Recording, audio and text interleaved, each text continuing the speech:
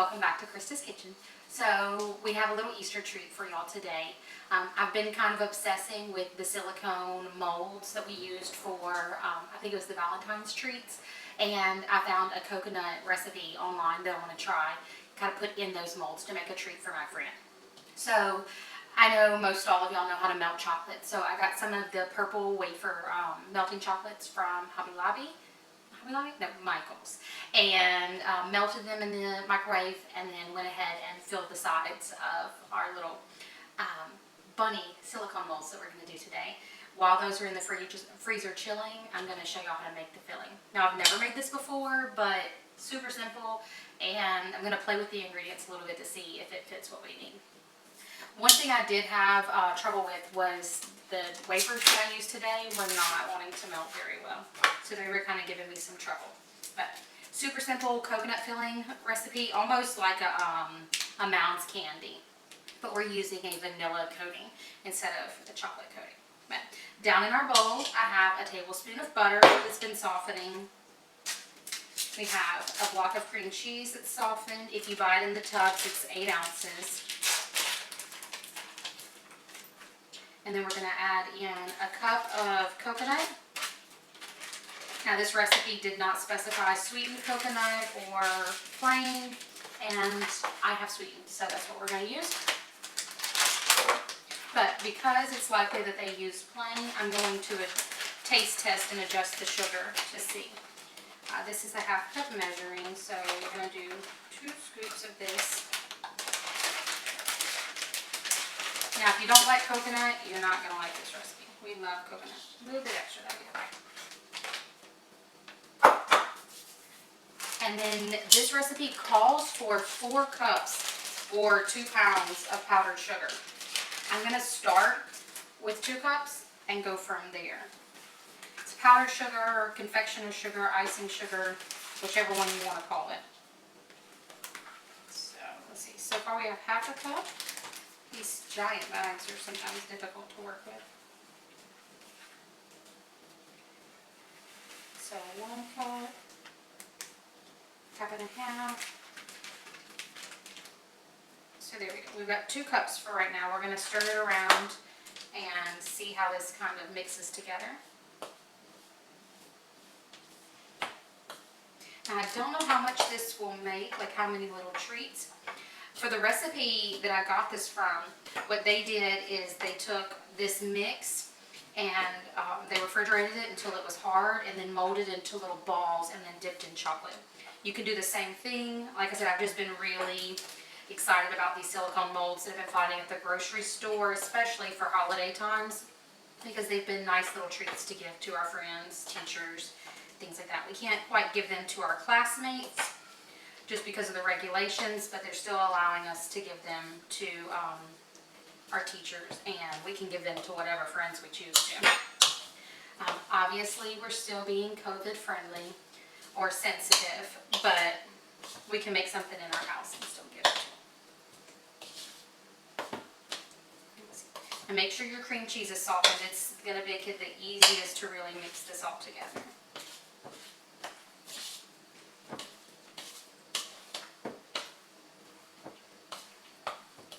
Alright, so I definitely think it's going to be sweet when we taste it. I know that automatically.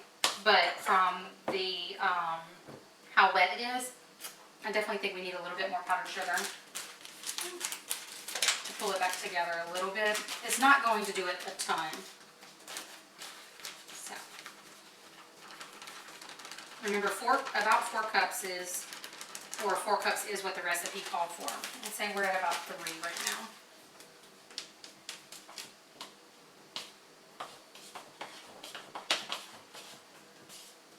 And you can use a better tool than a kitchen spoon too.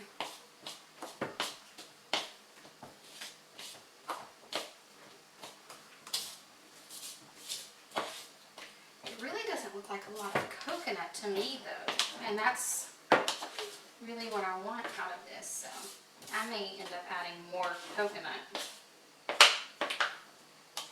Alright, so let's see. Now this to me is basically a cream cheese icing at this point. Yeah. Almond and coconut.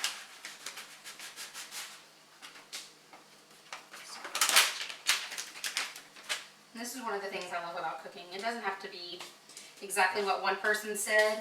You make it to what works for you, and you go for it. All right. I love this texture so much better already, because you can tell it's that actual coconut filling. All right, so I think 2 cups of coconut and 3 cups of sugar is where it's at for this. I know I keep licking my fingers, it's all over. I'm gonna wash my hands, pull out our little chocolate silicone mold, and we'll come back over here and fill it together. All right, y'all, so these are the little melts that we use. Like I said, they're not my favorite. Next time I'll probably go back to the almond bark coating. They work much better. These I struggled with to get them to melt. I even had to add some vegetable oil to them to thin it out a little bit. And you can see how messy it ended up for this. So, like I said, not my favorite, but I love that they were purple, Eastery color. I'm going to go with it. So, we're just going to take a little dollop of each. I've got the chocolate on my hands now. A little dollop of each for each of these, and we'll fill it all in. And then we'll put it in the fridge just to harden up, and then we're going to create that flat layer over the back of it. So I'm just pushing it into all the grooves. When I melted this, I used the back of a spoon to really push it up the side of those edges. I can see some of them that I didn't get perfect. I know she's not going to judge me for it, but I want to try and get them as pretty as I can. But we're just going to fill all these in, and then we'll see y'all back.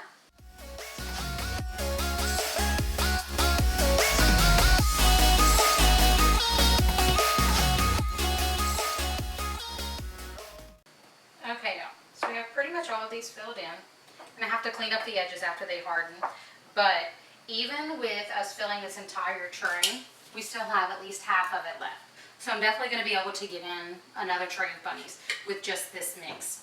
Now, I do have some extra chocolate, thank goodness, but I may even do some with a different kind of chocolate that I have. But we're going to get these in the freezer, let them harden up, clean up the edges, and then we'll add a layer of melted chocolate over the back to seal them up and pop them out and make them pretty. So we'll see y'all back in just a little bit.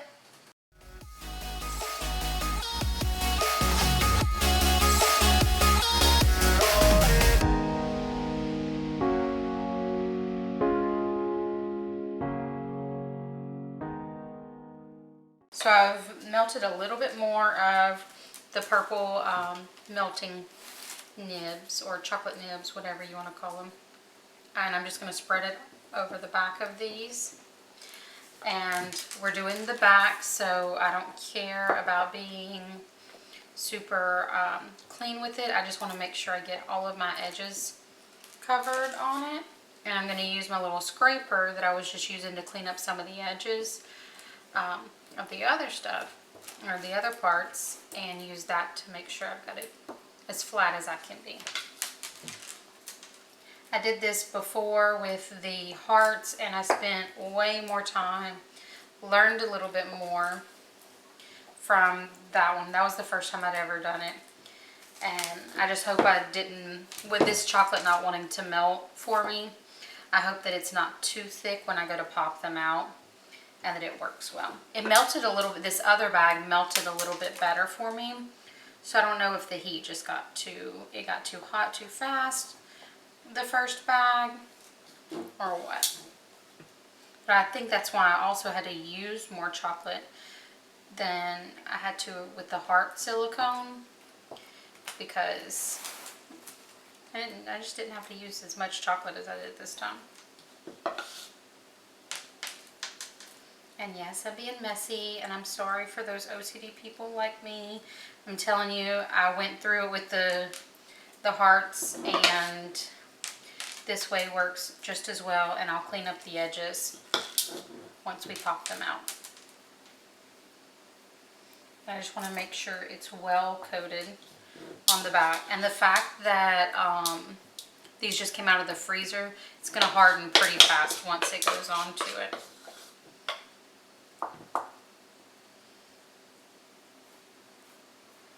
That one might be a little too full. That'll be our tester, our taste tester.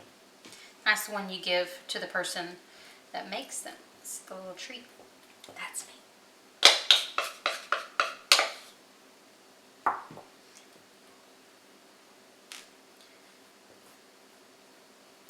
Alright, and one more little bunny.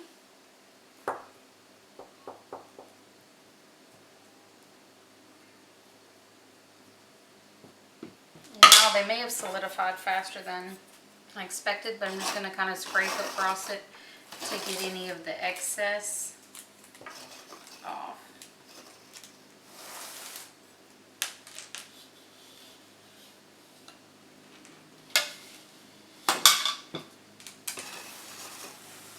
And we're going to let these, ooh, I got that one too fast. And we're going to let these set up for just a few minutes. They don't have to go back in the freezer because, as you see, they're still cold, so it's still getting pretty frozen. But we're going to let these sit here for a few minutes, and then we're going to pop them out, clean up the edges, and break one open and see how they turned out.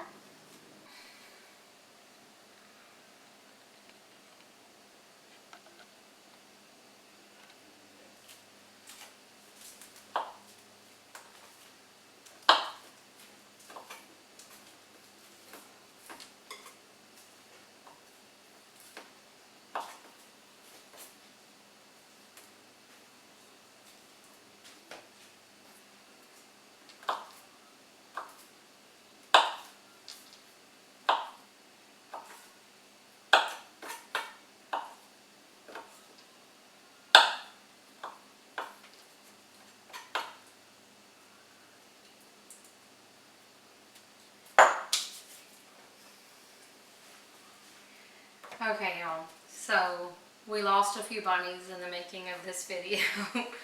2, 4, 6, 8, 10, 12. So half of our bunnies died. You'll see that I trimmed up the edges of these, and some of these aren't even, they're not perfect either, but they came out cute in my opinion. I really think that with the thickness of the chocolate, that I had a trouble with that first layer. I think that's what messed me up with, because the center is so soft, and with that bottom being so thick, it cracked right with popping them out, even when I was trying to be gentle. Now the kids and I will still snack on these, and we'll give those few. I'll use up the rest and try and make another batch as well. And it may be because the ears on it are thinner, and whenever you have things like that, it's going to break easier. I definitely wouldn't do this with something with thin, intricate designs, because it's not going to pop out correctly. But I still think this would be cute. Those are going to be plenty enough for her to pop into a goodie bag and show her our appreciation and just say thank you for being a friend. But I want to taste test them and see. I'm going to go for this one because he's already missing an ear.